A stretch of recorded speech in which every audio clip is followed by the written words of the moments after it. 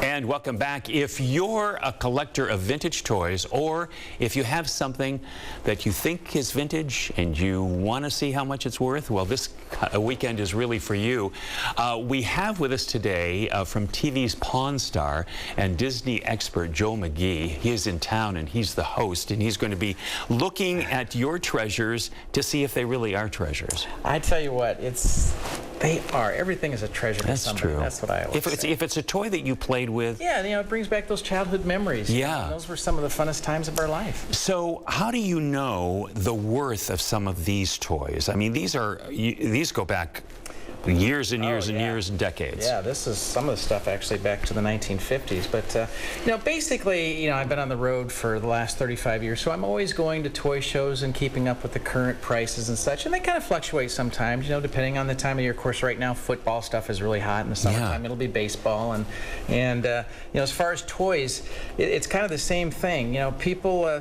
you know, one part of the year it's a little bit heavy on maybe action figures. Other times maybe it's dolls. When something is too trendy, does it kind of lose its cachet? You know, like remember Cabbage Patch, yes, the dolls? Yes. I mean, are those worth anything today? Not really. People got kind of a little too crazy. And sometimes they overproduce a toy and they become a fad.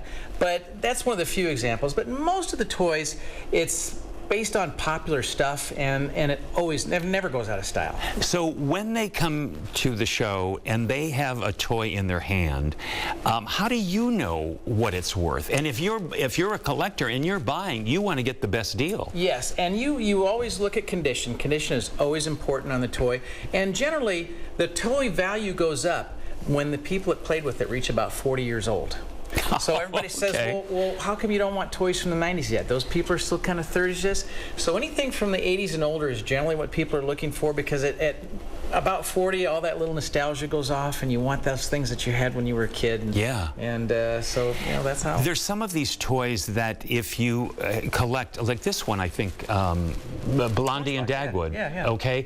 If you saved that and you wanted to hand it down to a grandchild or something, you really don't want the child to really play with it, though, do you? That's the problem. It's kind of a double-bladed sword, because I get a lot of people say, I'm going to let my grandkids play with it. I go, no, give it to your grandkids and let them treasure it on the shelf. Yes, and have them appreciate it. Yes. Okay, because these are treasures. Yeah, now, they're not going to be coming back. I mean, the production is done. Yeah, look at this. This is Peter Pan. Yeah. My gosh, how old is this thing? This one here, this one's a little newer. The reason we got this is because a lot of people, it's associated with Peter Pan right at Disneyland. So I get a lot of people that want anything associated with Peter Pan. But I'll kind of run through a few things here that are really popular. This is Barbie and Ken. Those are actually from the 1960s. Wow. And of course, they're still popular today. Yeah, they haven't changed at all. No, they haven't aged a bit. No, the hair's the same? Same clothes? I'll tell you what's really cool. This is Hot Wheels. And in fact, we got these from a Mattel employee. These are he metal. Pulled these right off the line back in 1969. And what's really kind of cool is that they're still making Hot Wheels today, and that one's a pink one. How many boys want to play with a pink car? But now, wait a minute. Are they made of metal today? Yep, they're still made of metal. Actually, believe it or not, the quality is just as good today as it was back then, which is kind of rare for toys. What kind of car is this? That one is a heavy Chevy, which is a Camaro. And pretty cool. Yeah, those things will glow. This is kind of, this looks almost fragile, but it's a wind-up. Let's see if it's a wind-up. To go a little bit here. Let's see if... oh, the tail's going to wag? Well, we're going to try. Whenever we try to do it on TV. Oh, well, it's not a happy bear. He jumps around and he drinks his milk, and of course we got Spock underneath him, which is from Star Trek. Yeah. Which leads us to Star Wars.